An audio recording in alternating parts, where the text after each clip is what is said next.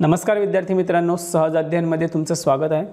आज आपण सराव संच 2.2 मधील वर्ग समीकरण सोडवणार आहोत आणि व्हिडिओच्या शेवटी तुम्हाला सरावासाठी एक प्रश्न विचारला जाईल। त्या प्रश्नाचं उत्तर तुम्ही कमेंट करून मला सांगायचं आहे। जर आजचा व्हिडिओ तुम्हाला आवडला तर व्हिडिओला लाईक नक्की करा आणि आपल्या चॅनलला देखील सबस्क्राइब करा। तर आजचा प्रश्न आहे 25m वर्ग बरोबर 9। तर हे वर्ग समीकरण सोडवण्यासाठी उत्तरामध्ये अगोदर हे वर्ग समीकरण जसंच्या तसं लिहून घ्यायचं आहे। 25m वर्ग बरोबर 9। आता हे जे बरोबर 9 आहेत ते बरोबर चिन्हाच्या पलीकडे आहेत, त्याला आपण बरोबर चिन्हाच्या डावीकडे घेऊन येऊयात, म्हणजे ते अधिकचे वजा होतील। म्हणून 25m वर्ग वजा 9 बरोबर 0। तर आता इथे पहा, या समीकरणाचं निरीक्षण करा। आपल्याला इथे फक्त 2 पद मिळत आहेत। मग अशा पद्धतीचे जेव्हा प्रश्न विचारले जातात तेव्हा त्याचे अवयवांची जोडी न शोधता वर्ग समीकरणाच्या सूत्रांचा वापर करायचा आहे। तर ह्या समीकरणामध्ये वजाबाकी आहे, म्हणून वर्ग समीकरणाचं वजाबाकीचं सूत्र आहे a वर्ग वजा b वर्ग बरोबर कंसात a अधिक b कंस पूर्ण दुसऱ्या कंसात a वजा b कंस पूर्ण।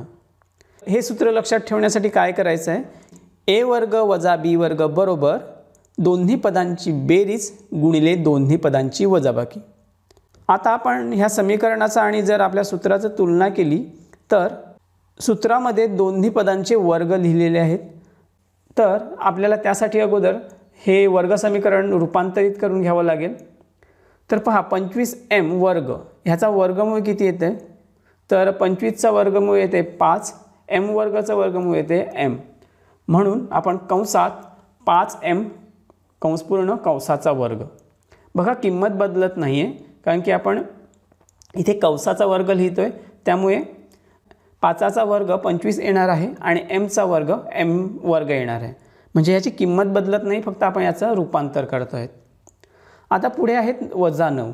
तर 9चा वर्गमूळ किती आहे, 3, म्हणून आपण काय करायचं आहे, वजा कंसात 3 कंसाचा वर्ग। तर पहा, इथे 3चा वर्ग येणार आहे 9 बरोबर 0। तर अशा पद्धतीने आपण हे वर्ग समीकरण रूपांतरित करून घेतलेलं आहे।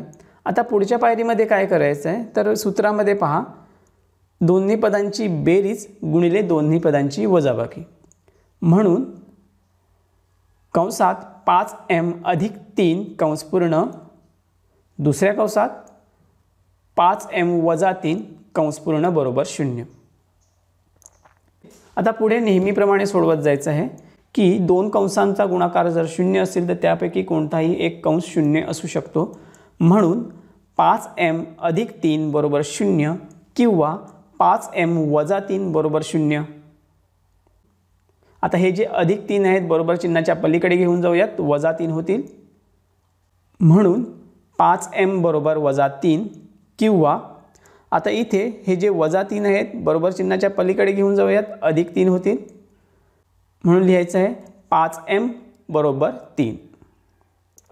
आता पुढच्या पायरीमध्ये काय करायचं आहे की हे जे 5m आहेत म्हणजे 5 गुणिले m आहेत, तर हे गुणिले 5 बरोबर चिन्हाच्या पलीकडे घेऊन जाऊयात, भागिले 5 होतील, म्हणून m बरोबर वजा 3/5 किंवा इथे देखील हे जे गुणिले 5 आहेत बरोबर चिन्हाच्या पलीकडे गेल्यानंतर भागिले 5 होतील, म्हणून m बरोबर 3/5। तर अशा पद्धतीने आपल्याला mच्या 2 किमती मिळालेल्या आहेत।